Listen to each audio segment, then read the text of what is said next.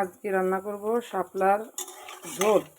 সবাই শাপলার ঝোল রান্না করে, আমরা গ্রামে যেমন রান্না করি আজকে তেমনভাবে রান্না করব। একটা পেঁয়াজ কেটে নিয়েছি, তেল গরম করে কড়াইতে দিয়ে দিয়েছি। গাইস, সেটা দেখাতে পারলাম না। দেখেন, আমাদের যেমন সাধারণ রান্না, আমাদের এই ফিলি রান্না করলেই মজা লাগে, কিন্তু অনেক মানুষ মশলাটা পেঁয়াজ ঝাল মরিচ বেটে দেয়। আমরা বেটে দেই না, আমরা ফোড়নটা পোড়াই দিই। এই যে পেঁয়াজটা লাল লাল করে ভেজে উঠায় রাখবো। এখানে গাইস হলুদ মাছ নিয়েছি। এখানে বিভিন্ন প্রকার মাছ আছে, ট্যাংরা মাছ আছে, বাইন মাছ আছে, চিংড়ি মাছ আছে। একটা সামান্য পরিমাণ হলুদ, সামান্য পরিমাণ লবণ দিয়ে মাখিয়ে নেব। দেখেন পেঁয়াজটা লাল হয়ে গেছে, পেঁয়াজটা উঠায় নেব।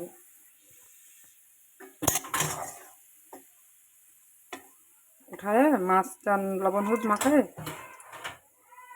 দিব।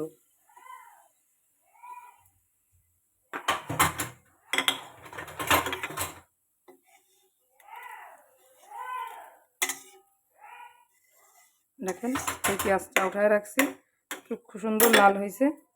এখন মাছটাকে লবণ হলুদ মাখায় ভেজে নেব। গ্যাসটা একটু ফাস্ট করলাম, হালকা একটু লবণ দিব তেলে।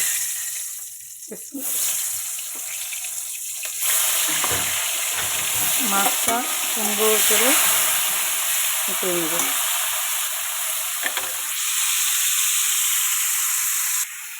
এখন গাইস শাপলাটা কেটে ধুতে হবে, এখন কেটে রাখছি। এখন মাছটা ভাজি হয়ে গেলে মাছটাও উল্টাই দেব।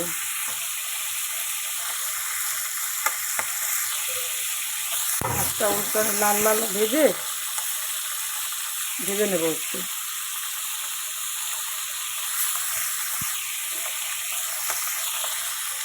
মাছটা সুন্দর করে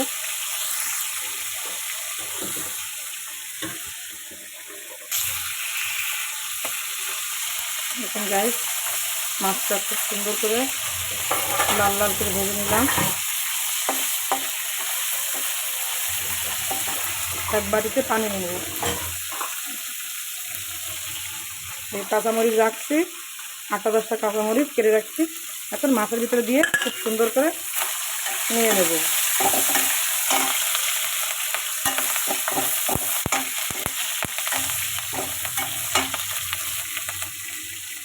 নেওয়ার পর সামান্য পানি দিয়ে দেবো।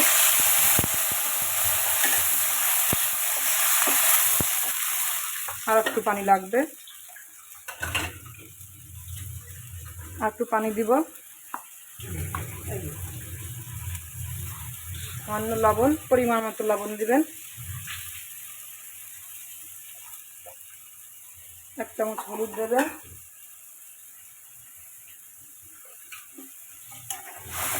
দিয়ে মিক্স করে নেবেন।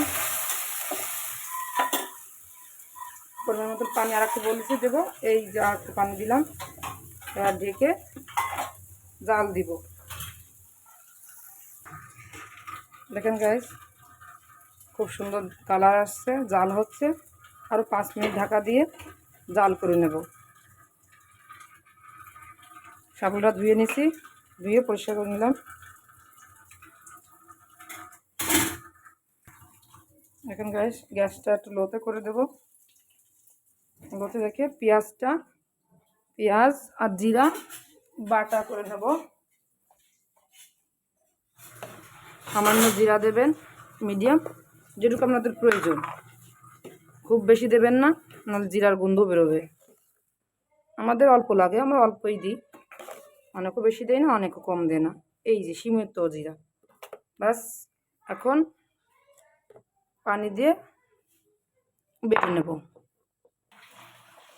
এখন জিরাটা বেটে নিচ্ছি।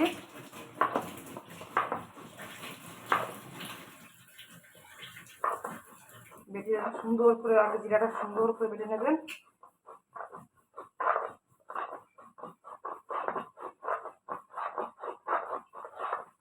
বেটে নেওয়ার পর পেঁয়াজটা দিব, দিয়ে বেটে নেব।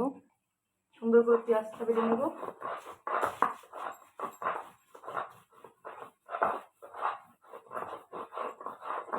একটু জল দিয়ে নেব, জল বা পানি।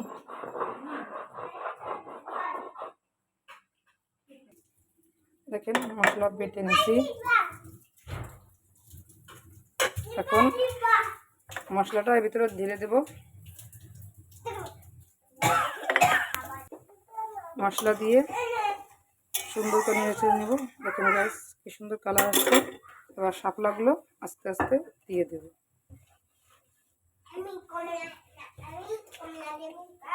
শাপলা দিয়ে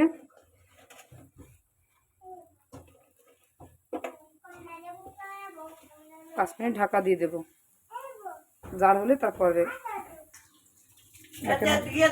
দেখেন গাইস, দেখেন গাইস এই যে পানিটা উপরে চলে আসছে। সুন্দর করে জাল করে মাঝখানে একবার নাড়াচাড়া দিছি আমি। আরও একটু পরে ই করব, যেটুকু আপনাদের ঝোল রাখবেন হয়ে গেলে বন্ধ করে দিলে হচ্ছে।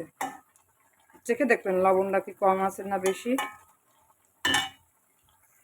দেখেন গাইস আবার 5 মিনিট ঢাকা দিয়ে রাখবো, রেখে জাল দেব ফুল দমে। এখন গাইস 5 মিনিট হয়ে গেছে, আমার দেখে নেব কেমন হয়েছে। আমার মনে হয় একটু আমাদের ঝোলটা একটু কমবে, আমার আর একটু জাল দিব। খুব পানি বেশি দিতে যাবেন না, মিডিয়াম পানি দেবেন। শাপলায় পানি ছাড়ে, কারণ পানি একটু বেশি হয়ে গেলে তরতাজা শাপলা হয়ে যায়, ভেঙে ভেঙে যায়। কিন্তু তরতাজা শাপলার জলটা পানিটা কম লাগে। কিন্তু এমনি শুকানো একটু হালকা পাতলা শাপলা হলে শুকাই গেলে একদিন পর রান্না করলে একটু পানিটা ঠিক মতন লাগে, মেলাও লাগে না, কমও লাগে না। দেখেন গাইস আমার হয়ে গেছে, আমি এখন নামিয়ে নেব। এই মাছ ছাড়া আপনি অন্য মাছতেও রান্না করতে পারেন। ইলিশ দেখুন, যেমন ইলিশ মাছ দিয়ে শাপলা দিয়ে রান্না করলে সেই যে মজা লাগে, খুব সুন্দর লাগে। এখন আমরা গ্যাসটা অফ করে দেব, এখন আমরা নামিয়ে নেব। দেখেন আমাদের তরকারিটা কেমন হয়েছে, সেই লাগতেছে।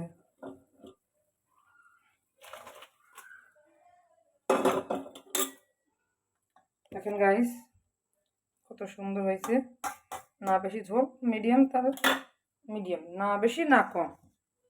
আসসালামু আলাইকুম, আবার দেখা হবে।